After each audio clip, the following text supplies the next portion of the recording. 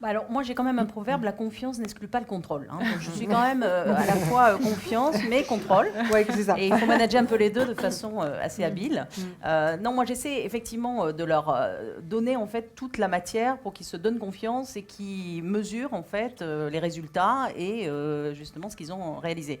Donc, par exemple, je leur donne des projets de A à Z en disant, ben, on participe ensemble au projet, un projet innovation, un projet qualité client, etc.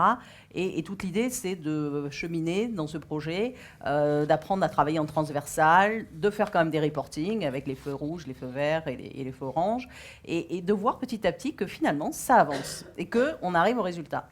Et après, bah, je fais débriefer, etc., pour que les gens puissent effectivement prendre conscience. Je fais même des stand-up success story meetings, hein, donc ça c'est très américain aussi. Mais là c'est pareil, je dis tout le monde est debout pendant une demi-heure, chips, coca, et puis on va donner les bonnes nouvelles. Et vous allez voir, incroyable, que vous avez fait des choses superbes.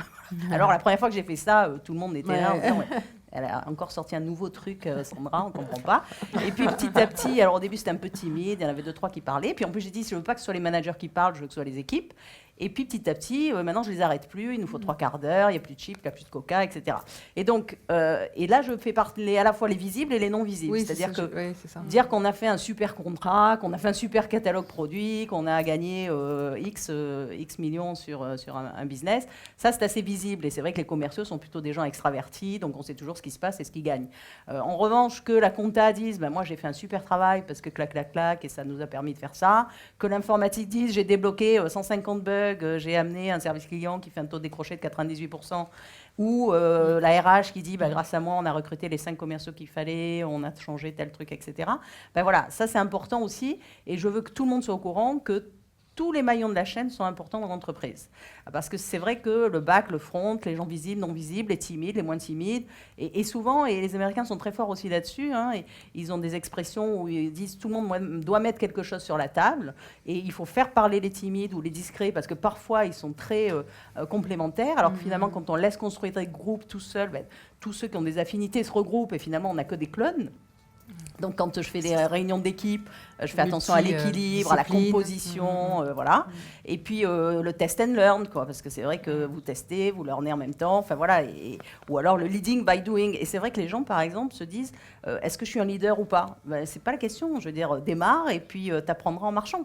Et les gens, après, se rendent compte qu'ils ont fait des choses bien. Et c'est très français de se dire, on n'est pas dans l'opposition des marchés français et anglo-saxons, mais c'est vrai que souvent, on voit plutôt ce qu'on n'arrive pas à faire, ce que la concurrence fait mieux que nous, ce qu'on aurait dû faire, ce qu'on a loupé, etc.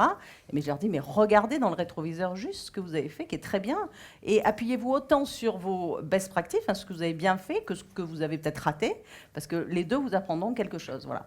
Et c'est vrai que la culture de l'exemple, de la discussion, de démontrer, d'analyser. Moi, j'ai des grands tableaux blancs aussi dans quasiment tous les bureaux. Et puis, j'aime que les gens mettent des scores, mettent des objectifs, mettent du rouge, du vert, du bleu sur les tableaux, parce que voilà, ça donne une ambiance. Et je pense que les gens sont aussi très portés par les ambiances et par les réunions. Bien sûr. Voilà, et les gens sont fiers entre eux. Alors, la reconnaissance, elle ne se fait pas que sur le salaire, parce que parfois, vous ne pouvez pas toujours augmenter les gens, enfin, mettre des bonus, etc. Donc, c'est vrai que cette reconnaissance, on essaie de la faire par d'autres moyens qui sont variés, divers. Voilà, ne serait-ce que la fierté voilà, de présenter dans une réunion un peu formelle auprès de dirigeants, auprès du COMEX, ou de se voir dans la presse, parce que j'essaie de les faire interviewer, etc. Voilà, c'est des petites choses qui rendent heureux.